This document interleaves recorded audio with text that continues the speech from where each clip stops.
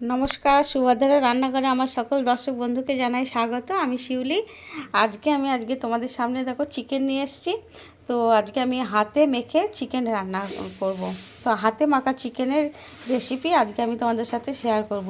তো কি নিয়ে নিয়েছি দেখো, সমস্ত কিছু আমি কেটে একদম রেডি করে নিয়েছি। চিকেনটা ধুয়ে নিয়েছি, আদা রসুন বাটা পেস্ট আর কি, টক দই, পেঁয়াজ, তার কুচো, টমেটো, 4 পিস আলু আছে, কাঁচা পাকা লঙ্কা, এখানে ধনের গুঁড়ো, জিরের গুঁড়ো, কাশ্মীরি রেড চিলি পাউডার, তেজপাতা, কসুরি মেথি, নুন, চিনি, সামান্য 1 ফোঁটা চিনি রয়েছে, আর লবণ, গোটা গরম মশলা আর একটু তেল।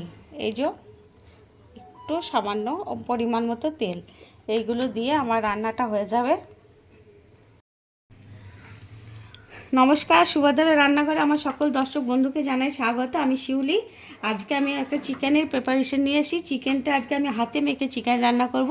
তো আমি তার জন্যে চিকেনটা ধুয়ে পরিষ্কার করে নিয়েছি। ওর মধ্যে আমি আদা রসুনের পেস্টটা দিয়ে দিলাম। তারপর দিয়ে দিচ্ছি টক দই, ফেটিয়ে নেওয়া টক দই দিয়ে দিলাম। এবারে দিচ্ছি দেখো হলুদ গুঁড়ো, জিরে গুঁড়ো, ধনে গুঁড়ো, কাশ্মীরি রেড চিলি পাউডার, সামান্য 1 ফোঁটা চিনি, কসুরি মেথি আর গোটা গরম মশলা, তেজপাতা। এগুলো আমি সব একসাথে দিয়ে দিলাম। এগুলো হচ্ছে আমাদের রেগুলার যে আমরা ইউজ করি সেই মশলাগুলো।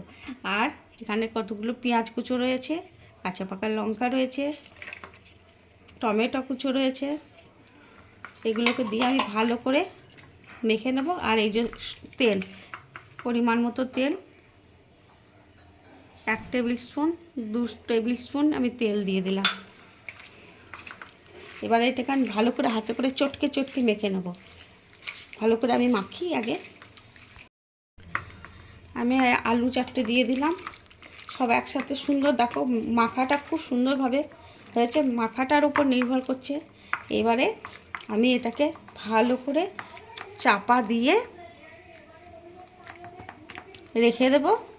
1 ঘন্টা রাখবো, পাক্কা 1 ঘন্টার বেশি রাখলেও ক্ষতি নেই, কিন্তু 1 ঘন্টা আমি রাখবই।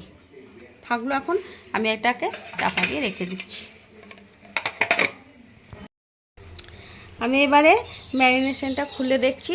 আমি 1.5 ঘন্টা মতো রেখেছিলাম, তোমাদের বলেছিলাম ঘন্টার উপর রাখবো, তো 1.5 ঘন্টা রেখেছি। দেখো ভারী সুন্দর ম্যারিনেশন হয়ে গেছে। আলুটা মনে হচ্ছে ডিম। যাই হোক, তো এবারে আমি কড়ার মধ্যে দিয়ে দেবো। আমার ভুলে গেছে, কড়াতে যদি একবারে ম্যারিনেশন করে রাখতাম তাহলে তো আরও ভালো হতো। যাই হোক, এবার আমি কড়ার মধ্যে পুরো ঢেলে দিচ্ছি। প্রথমে গ্যাসের ফ্লেমটা খুব সুন্দর গন্ধ বেরোচ্ছে, ঢাকা চাপাটা খুলতে। এখন তো রান্নাই হয়নি, তাও প্রথমে তোমাদের যেটা বলছিলাম, গ্যাসের ফ্লেমটা হাইতে রাখলাম। তো যেই ফুটতে শুরু করে দেবে তখনই আমি গ্যাসটা সিমে করে দেব, এবং চিকেন দিয়ে বা মশলাপাতি দিয়ে যা জল ছাড়বে তাই দিয়েই আমার চিকেনটা রান্না হয়ে যাবে। এক্সট্রা আমি কোনো রকম জল এর সাথে অ্যাড করব না বা জল দেব না। এবারে আমি এটাকে চাপা দিয়ে দেবো। দেখো এমনিতেই দেওয়া মাত্রই জল বেরোতে শুরু করে দিয়েছি, যেহেতু গ্যাসের ফ্লেমটা জোরে করা আছে। যাই হোক, আমি এবারে চাপা দিয়ে গ্যাসটা আমি একদম মিডিয়ামে প্রথমে দেব, তারপরে আবার লোতে দেবো। হাই, আমি এবার চাপাটা খুলে একবার তোমাদের দেখাই। দেখো কত জল বেরিয়েছে, দেখো একবারে সমুদ্র হয়ে গেছে জলে। এই জলটা আস্তে আস্তে শুকোবে, তারপরে নামাবো। এখন আর একটু হবে, আরও মিনিট 5-7 হবে।